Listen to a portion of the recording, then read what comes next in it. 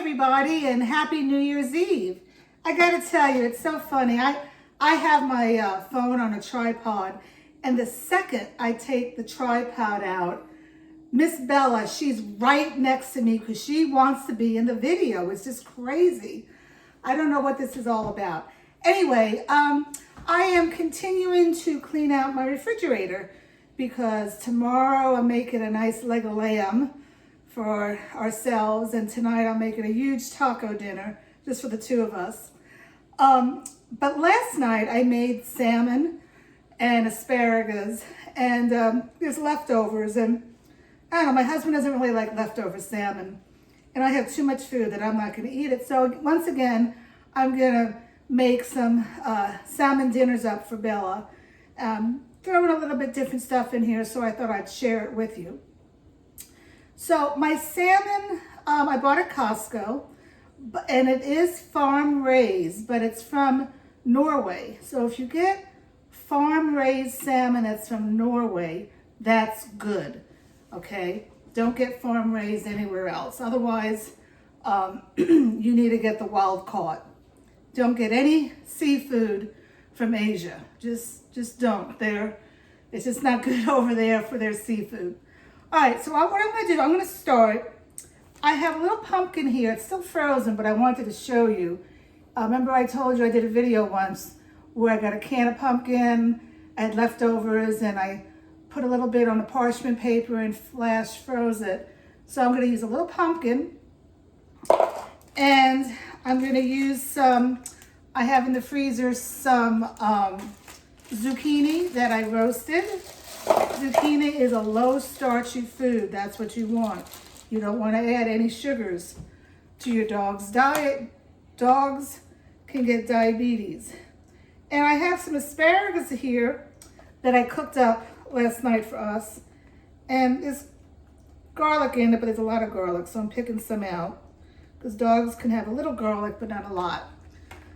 I roasted this asparagus for us in, what did I roast it in? EVOO. So this is fine. I'm going to put this in my food processor because that's cooked.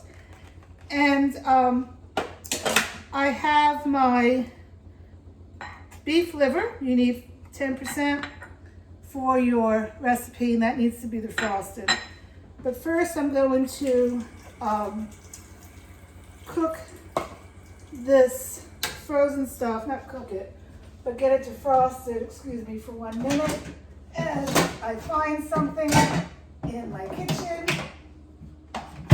So I'm going to put this in the microwave. I'm going to have to look into a baby sling since Bella just wants to constantly be with me. So I'm going to just defrost this. It should take, I'll put 230 on here. And while that's going, I have some, shh, don't tell my daughter again. She asked for these chickpeas the other day. My daughter's a vegetarian and she loves chickpeas. And like I've told you, I don't use a lot of chickpeas. I don't use a lot of legumes at all for Bella. But I do use a little bit, and a little bit's okay. We've talked about legumes, how they can be bad for dogs. What's happening, a lot of dogs are getting DCM. It's a heart condition where they're not producing taurine. And taurine, if the dog gets a lot of legumes, the taurine is blocked from their system and they cannot produce it.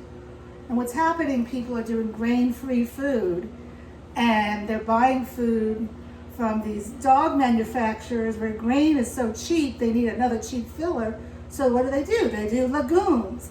The second ingredient will be peas. The third ingredient is pea flour. The fourth ingredient is pea isolate. It's just too many peas.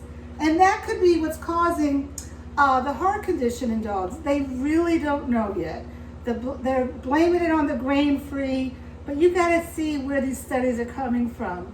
A lot of these companies, they pay veterinarians to do the studies. Grains, I don't do grains because grains mostly for dog food is corn. And corn has a lot of mold in it because it's sitting in the silos. I'm not saying the right word for it. I'm not a nutritionist, but corn is not good for dogs whatsoever. Do not give your dog any form of corn whatsoever.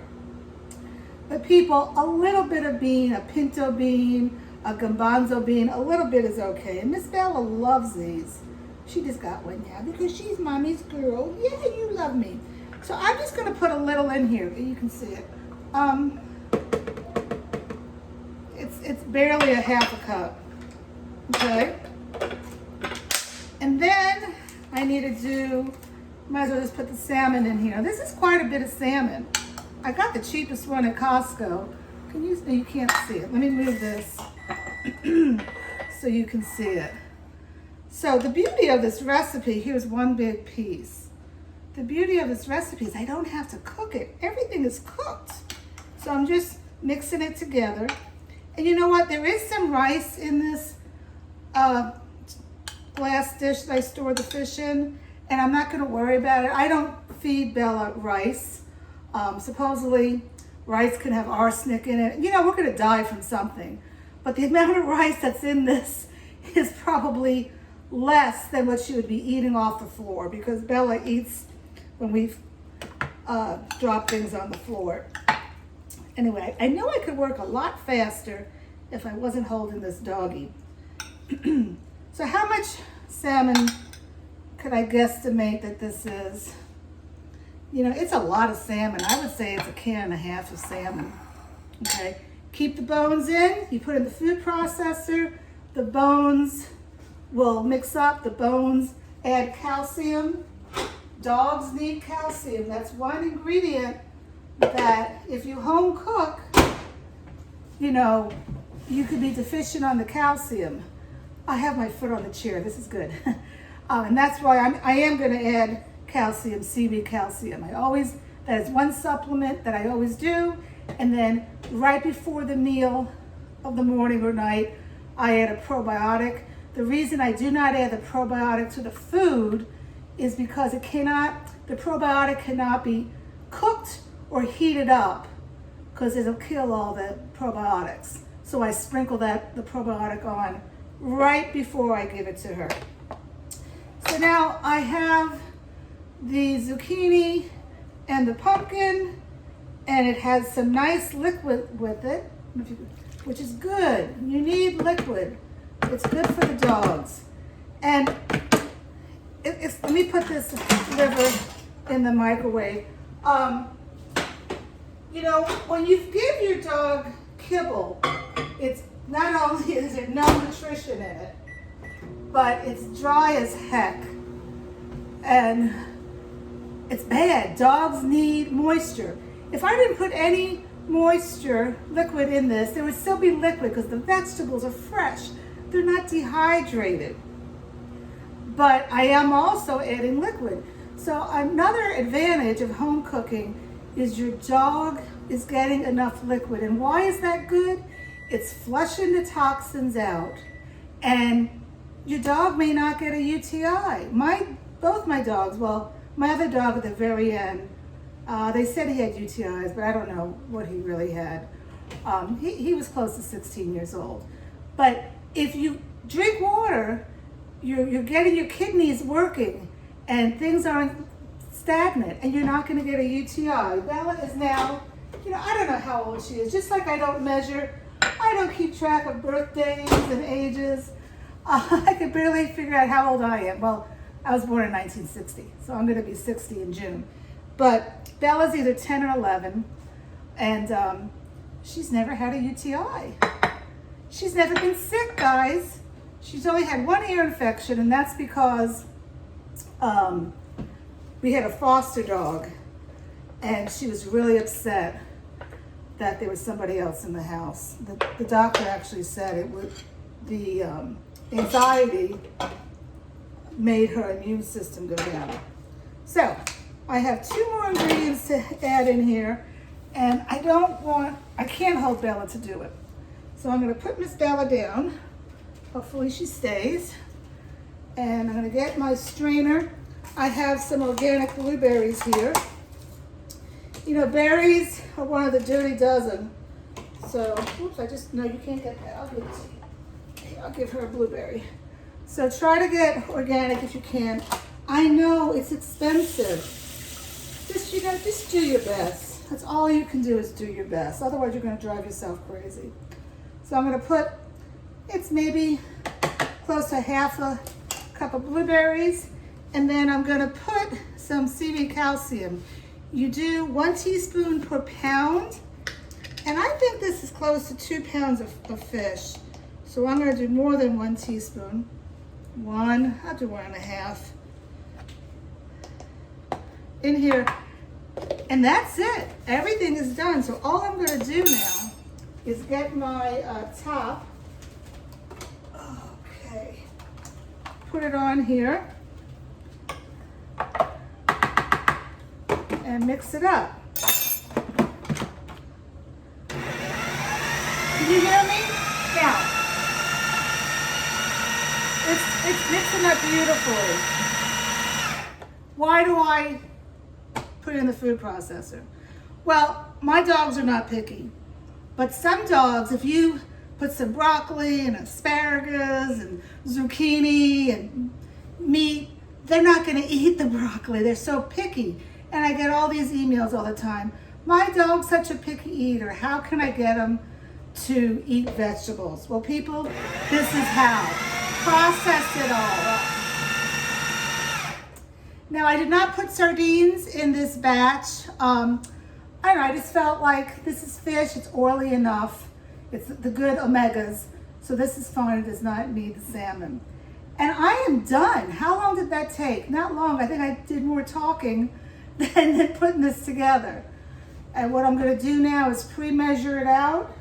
She's 11.5 pounds. She gets 1/2 cup in the morning of food and 1/2 cup at night. I'm going to pre-measure it out in baggies. I recycle some of my baggies and flash freeze, and then put it in the deep freeze, label it with the date and label it what it is. And I don't keep more than 3 months food in the freezer. That's a lot of food to cook. And plus I think 3 months is long enough personally to keep food in the freezer. So anyway, that's it for now. Please, if you have any questions, let me know. I have some really exciting videos that are in my mind that are not necessarily about food, but they're about dogs' health that I want to talk to you about. And one is about water. I get so many compliments asking what do I do to take care of her tear stains. She doesn't have any tear stains, and I'm going to share with you why that is. So anyway, from Miss Bella and Paula and Cut the Kibble, I hope you have a wonderful New Year's Eve, whatever you're going to do. I'm just going to cuddle up by the fire with Bella. We're not going anywhere. And I really hope that your 2020 is filled with health and happiness.